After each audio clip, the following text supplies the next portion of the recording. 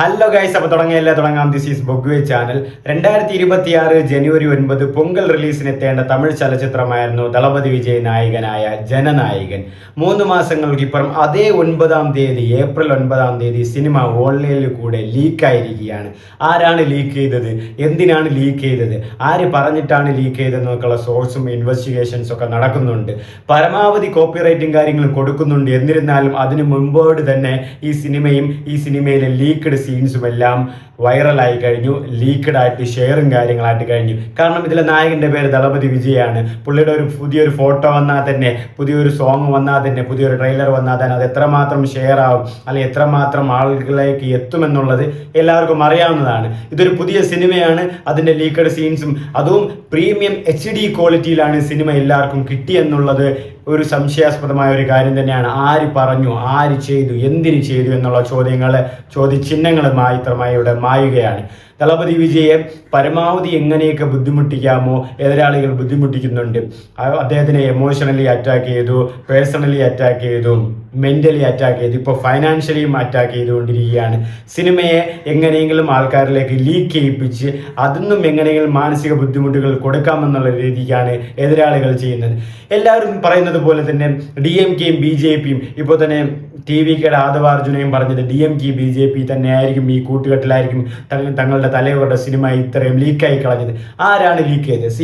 ഇത് ഒരുപാട് വർഷങ്ങളായിട്ട്, അല്ലെങ്കിൽ കുറച്ച് വർഷങ്ങളായിട്ട്, അല്ലെങ്കിൽ ഒരുപാട് മാസങ്ങളായിട്ട് കുറേ പേരുടെ കഠിനാധ്വാനമാണ്, എഫേർട്ടാണ്. അവിടെ പാഷനുമായി ബന്ധപ്പെട്ടതാണ് സിനിമ.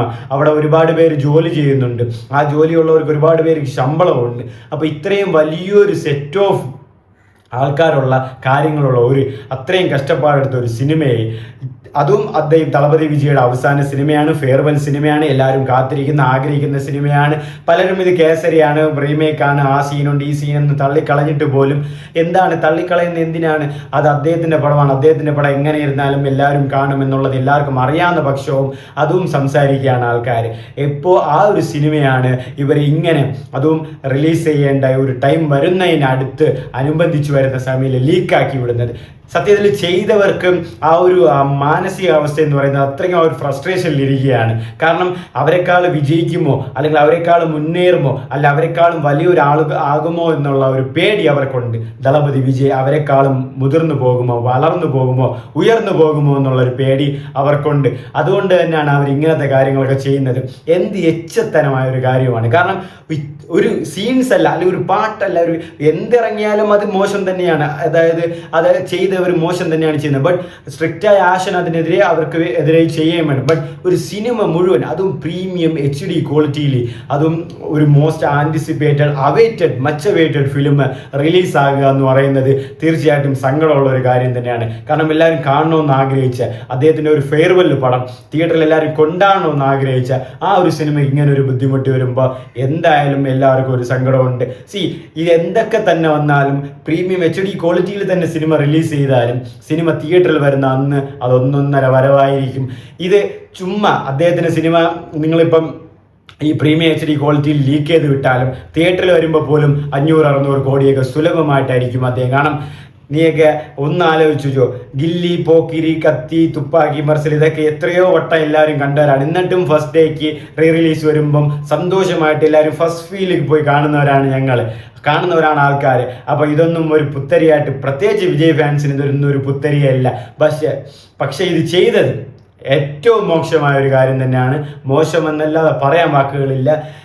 കാരണം അവരുടെ ആ ഫ്രസ്ട്രേഷൻ നോക്കണേ. വിജയ് എങ്ങനെയോ രക്ഷപ്പെടുന്നു, വിജയ് എങ്ങനെയോ വളർന്നു പോകുന്നു, വിജയ് എങ്ങനെ തളർത്തണം, എന്തെല്ലാം ചെയ്തിട്ടും തളർത്താൻ കഴിയുന്നില്ല. ആ ഒരു ഫ്രസ്ട്രേഷൻ അവർക്ക് മൂത്ത് അങ്ങനെ ചെയ്തു പോയാൽ. ബട്ട് ഇത് ഷെയർ ചെയ്യുന്ന മറ്റു ഫാൻസ് ആയാലും, ഇപ്പോൾ രജനി ഫാൻസ് ആയിട്ട് അജിത് ഫാൻസ് ആരായിക്കണം, എന്ത് സന്തോഷമാണ് അവർക്ക് കിട്ടുന്നതെന്ന് എനിക്ക് മനസ്സിലാവുന്നില്ല. ഒരു സിനിമ മൊത്തം വലിയൊരു സിനിമ, നിങ്ങൾ ഒരു യഥാർത്ഥ സിനിമാ സ്നേഹിയാണെങ്കിൽ ഇത്തരം കാര്യങ്ങളൊന്നും ചെയ്യില്ല. ഇത്രയും ഏറ്റവും വലിയൊരു സിനിമയെ നിങ്ങൾ തച്ചുടക്കിയാണ് ചെയ്യുന്നത്, തല്ലിപ്പൊളിക്കാൻ വേണ്ടിയിട്ടാണ് ശ്രമിക്കുന്നത്. പക്ഷേ ഇത് ദളപതി വിജയുടെ ചിത്രമാണ്. തിയേറ്ററിൽ വരുമ്പോൾ തിയേറ്ററിൽ വരുമ്പോൾ അതൊന്നൊന്നര കൊയ്ത്ത് തന്നെ ആയിരിക്കും, അതിൽ സംശയമില്ല. ഏറ്റവും വലിയ ഫെയർവെൽ തന്നെയായിരിക്കും. മറ്റു നടന്മാരൊക്കെ അന്തം വിട്ടു പോകുന്ന രീതിയിലുള്ള ഫെയർവെൽ തന്നെയായിരിക്കും. ഇപ്പോൾ വലിയവരാണ്, വമ്പന്മാരാണെന്ന് പറഞ്ഞു കിടക്കുന്നവരൊക്കെ ആ സമയം ഇങ്ങനെ ഒരു സിറ്റുവേഷൻ ഫേസ് ചെയ്താൽ എത്രമാത്രം ബുദ്ധിമുട്ടും എന്നുള്ളത് അവർക്ക് ആ സിറ്റുവേഷൻ വരുമ്പോഴേ മനസ്സിലാവത്തുള്ളൂ. തളപതി ഇപ്പം എന്തുമാത്രം ബുദ്ധിമുട്ടും എന്നുള്ളത് തളപതി തന്നെ പറഞ്ഞിട്ടുണ്ട്. എല്ലാം ഇങ്ങനെ എന്തൊക്കെയോ നടക്കുന്നുണ്ട് എന്നൊക്കെയാണ്. എന്തായാലും ജനനായകൻ ലീക്കായിട്ടുണ്ട്, പ്രീമിയം HD ക്വാളിറ്റി എന്നാണ് അറിയുന്നതും പറയുന്നതും കണ്ടെന്നും പറയുന്നുണ്ട്.